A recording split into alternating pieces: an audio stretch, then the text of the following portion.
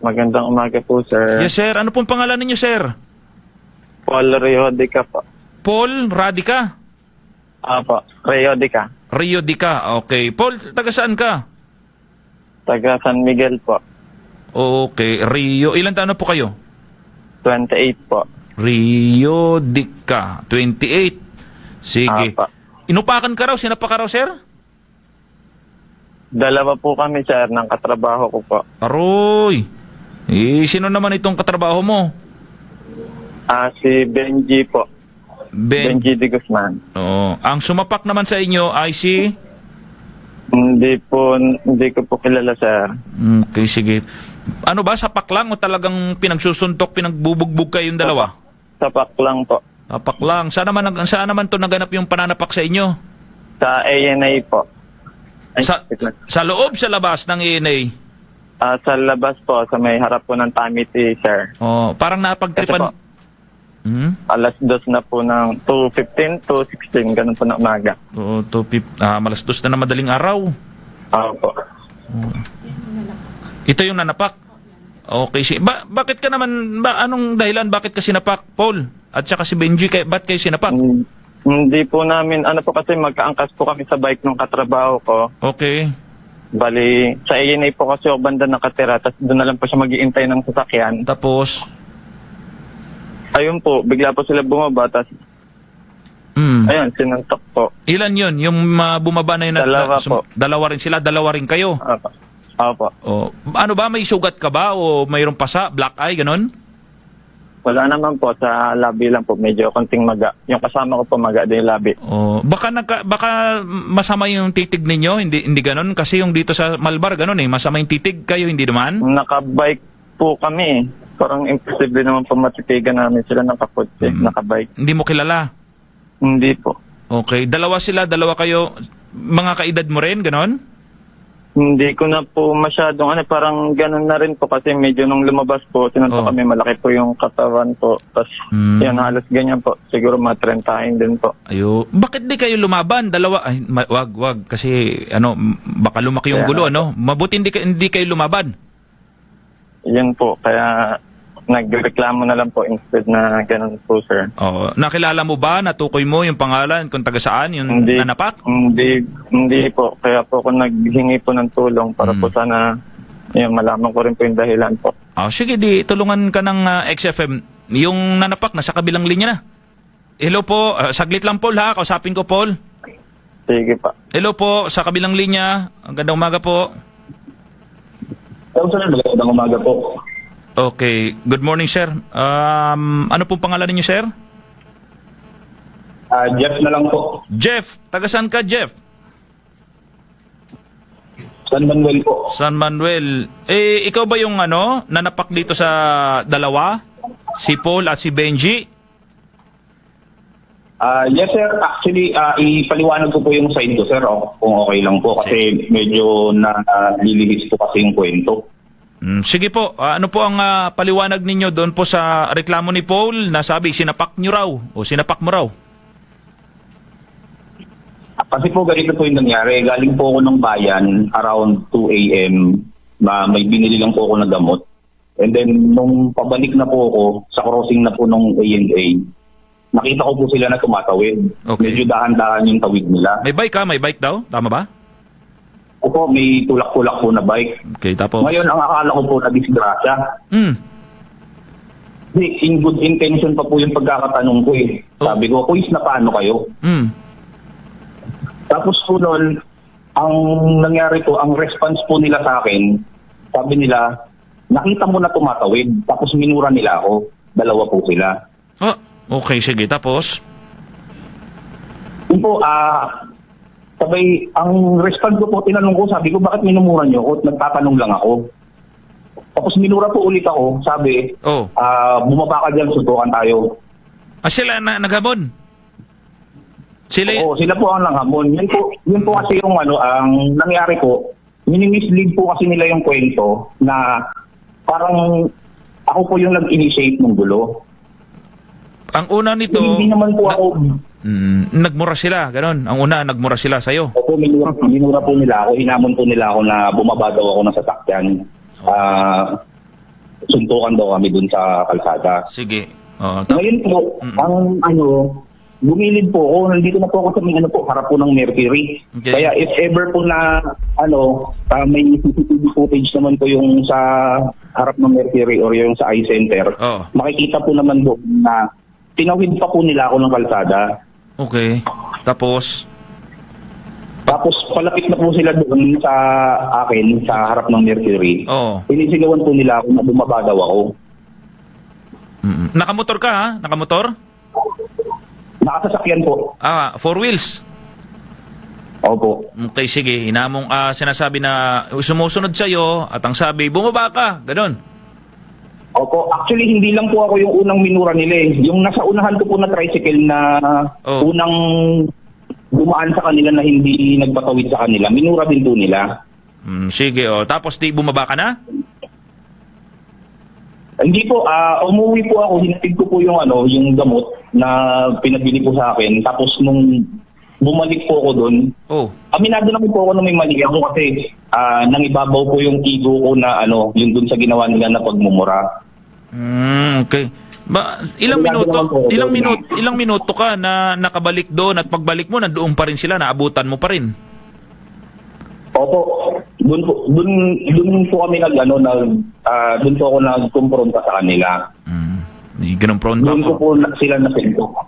Hindi naman po sabi na nagbugbugan o kung ano. Nasuntok ko lang naman po silang dalawa dahil sa galit lang po na nangibabaw sa akin at yung ego na maganda po kasi yung approach ko sa kanila. Okay.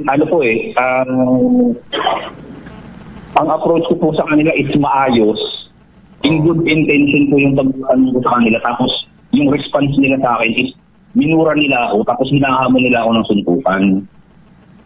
Sige. Dali lang ako. Tignan ko lang kung nandiyan pa sa kabila. Paul? Paul? Sir? Napakinggan mo si Jeff? Opo. Oo, yung version niya ganun eh.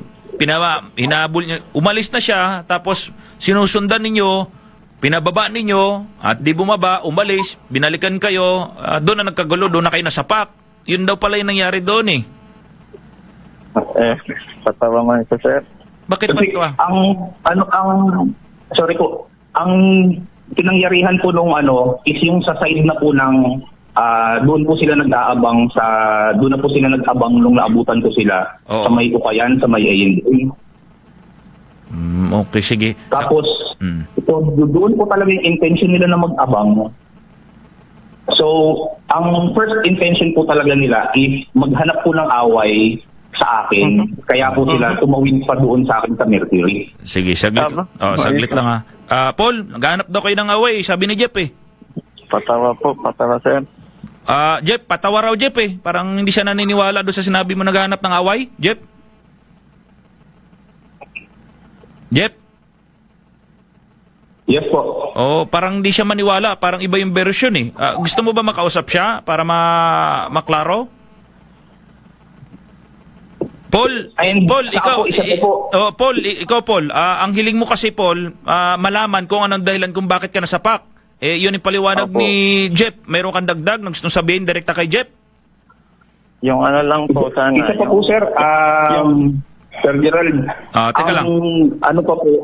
Teka lang. Sino yung nasa kabila? Paul, ikaw ba ito, Paul?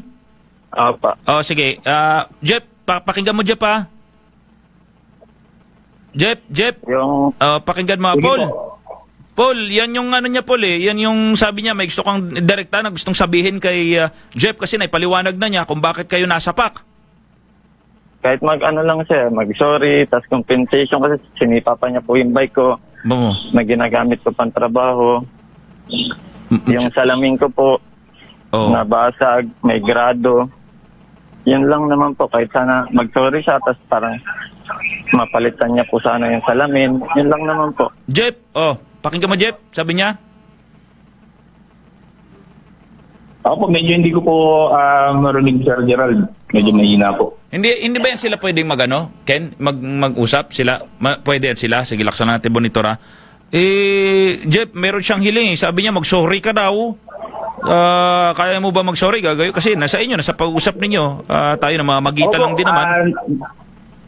Opo, Paul po yung pangalan, no? Paul, kung naririnig mo man, aminado Hindi naman ako pa sa namin mali ko na-record na din. nadala ko ng emosyon dahil dun sa sinabi nyo. Hinihingi ko ng pasensya yun. Sorry kung parehas ko kayo nasuntok. And sana sa uulitin, hindi maging ganun yung approach nyo sa kalsada kapag nakainom kayo. Kasi ang pinapalabas nyo, ako yung lasing, hindi po ako umiinom. Umiinom man po ako occasional. And then, hindi Ano, naman hindi po ka nga ako umiinom, bumubuli nanonood ka na pa bigla. pagtitrip sa kalsada dahil lang sa road rage o kung ano.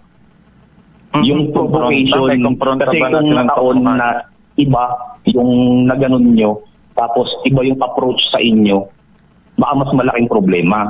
So, yun lang, pasensya na kung parehas ko kayo nasaktan. Okay. Paul, yung hiling mo, Paul, yung hiling mo napakinggan mo, si Jeff? Yun lang. Kaso medyo inaano niya yung side ko. Wala naman ako sa akin lang yung mali. Mm. Parang panindigan, gampanan yung, kasi siya, sumipapan niya yung bike. Ngayon nakapapang salamin ko, nabasag pa. Yun lang naman po, wala nang daris na iba. Hindi ko kailangan ng magsalita pa siya ng para sa side ko. Wala naman po akong paki sa kanya eh. Yun lang po, panindigan niya po yung nagawa niya. Mm. Kahit yun lang, mag-sorry. Tsaka mapalitan lang po yung salamin ko po. Salamin. Okay, sige. Yung sorry, tinatanggap mo naman kasi ito, nagpakumbaba na si Jeff. Humingi na ng sorry sa nagawa niyang pananakit sa inyong dalawa. Okay naman, tinatanggap mo yung sorry ni Jeff?